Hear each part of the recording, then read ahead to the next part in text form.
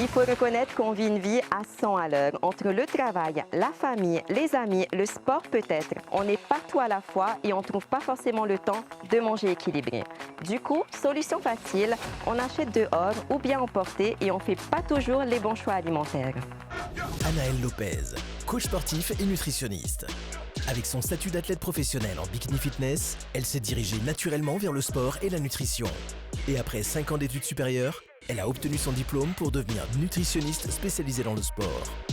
Aujourd'hui, elle partage ses compétences au quotidien au travers de son travail et utilise également les réseaux sociaux afin d'aider les gens à devenir une meilleure version d'eux-mêmes.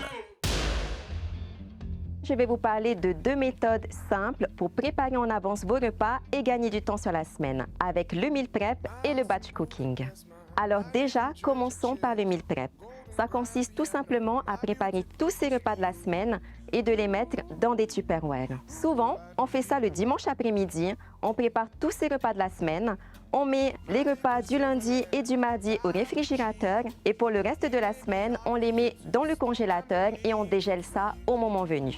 Bon, c'est vrai, ça demande un petit peu de temps pour préparer tout ça, mais au final, quand on regarde bien, on gagne du temps. Pourquoi? Parce que de toute la semaine, on n'aura pas du tout besoin de cuisiner.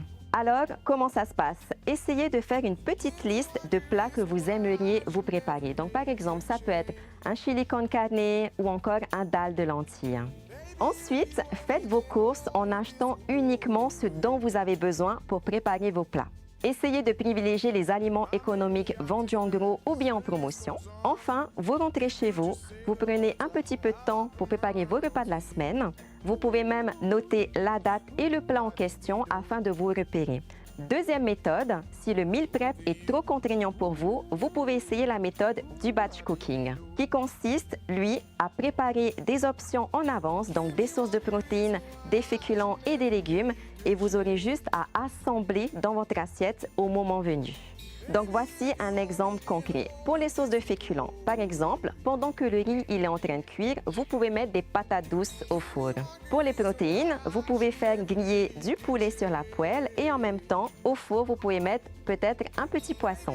Pour les légumes, vous pouvez préparer une salade de crudités et également faire sauter des légumes à la poêle. Et lorsque vous avez préparé tout ça, vous aurez simplement à les mettre dans des récipients, au réfrigérateur et vous servir au moment venu. En résumé, le meal prep va vous permettre d'avoir tous vos repas de la semaine déjà préparés. Vous n'aurez pas du tout besoin de cuisiner.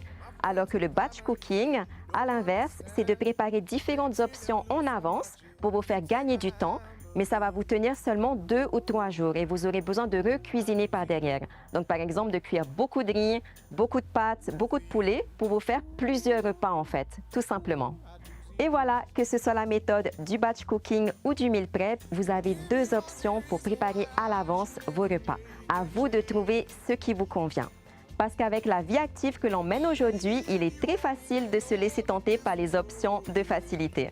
On se retrouve très vite pour de nouveaux conseils. Portez-vous bien et n'oubliez pas de manger sainement.